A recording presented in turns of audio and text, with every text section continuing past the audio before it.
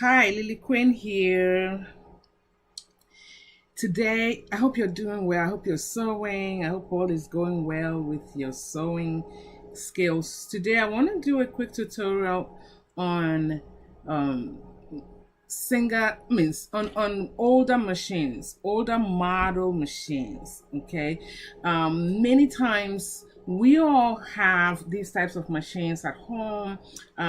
Grandma or great grandma or even our parents have left these machines for us, and because they're newer models of machines in town or on the scene, we tend to neglect these machines. Most of them come in tables that you can just cover, or when you're ready you just lift them up and use.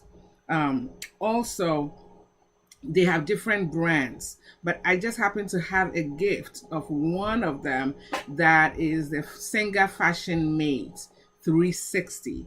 And I want to say these machines from experience tend to be extremely good. They are sometimes heavy duty, they are faster, and just need a little oiling and checkup, and then they will be running as good as new. So I have this Fashion Made Senga Fashion Made 360. I'm going to turn my camera to the rear so you can see it, and then I'll take you through the threading of it. It's a very old version. I've been trying to find the year that this was made.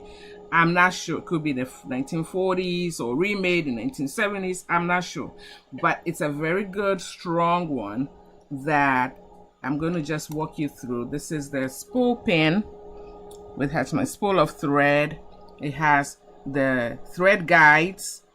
Okay, this is the tension. As much as possible, make sure the tension is on number 4. Okay, if it doesn't have numbers, you have the kind that doesn't have numbers, just make sure you keep trying till you find the one or position that gives you the best sewing stitch, and keep it there. Don't be moving this back and forth. Can be very frustrating to the machine. Okay, then it has all these different stitch positions: zigzag, straight, needle position here, and so on. And then we have the stitch length.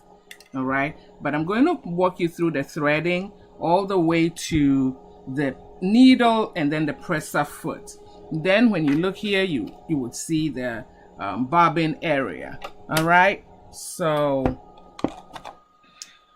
all right, the camera needs to sit on something higher so you can see.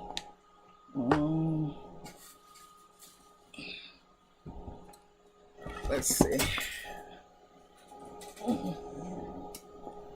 All right, so I grab my string, I come here and I hook up. This is the number 2. Then you go this way, because the modern machines have directions that you follow, like arrows and numbers, but these have just a knowledge of, like when you know it, you know. If you don't, it's a little hard. It becomes guesswork.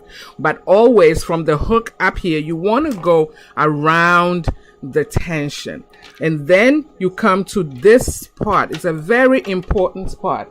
It's called the take up or pick up lever.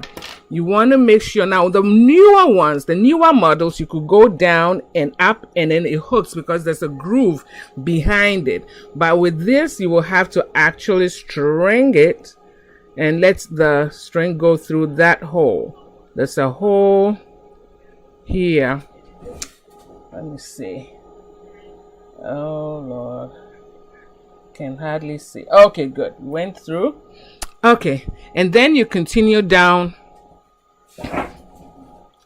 You continue down to this place. This is a small hook here. It's a hole that it goes through.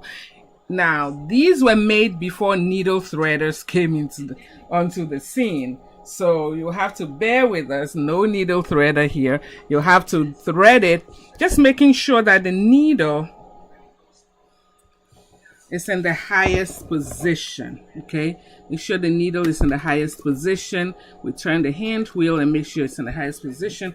And I just tend to use a small trick here which is find a white paper, put it behind the needle, and it makes the hole very easy to see.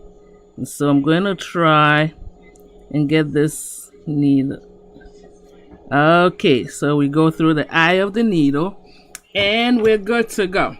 I already have my bobbin set in, so I'm just going to test with my piece of paper here.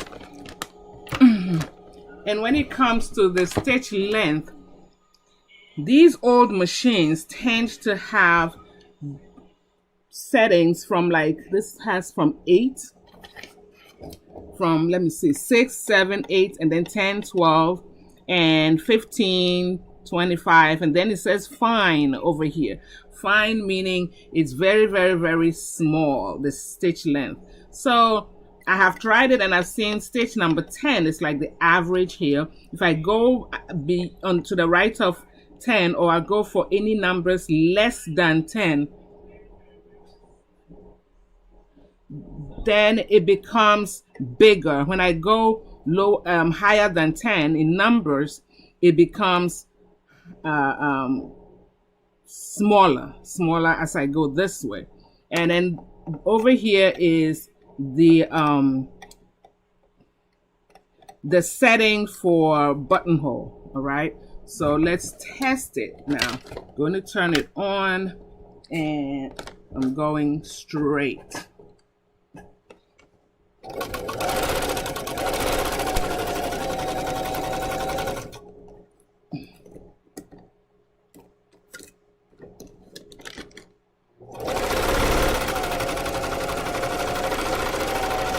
All right, once we get to the end, we raise the needle, we raise it back, and we pull. Now, if it's hard to pull, it means when the needle is down, it's hard to pull. But when you raise the needle and it's still hard to pull, just turn the hand wheel. Okay, the hand wheel helps a lot. Turn it towards you or back and forth, and it releases the thread, and you're able to cut close to your fabric. Okay, cut close to your fabric. And that's it. Let's see the stitch. Okay, beautiful stitch.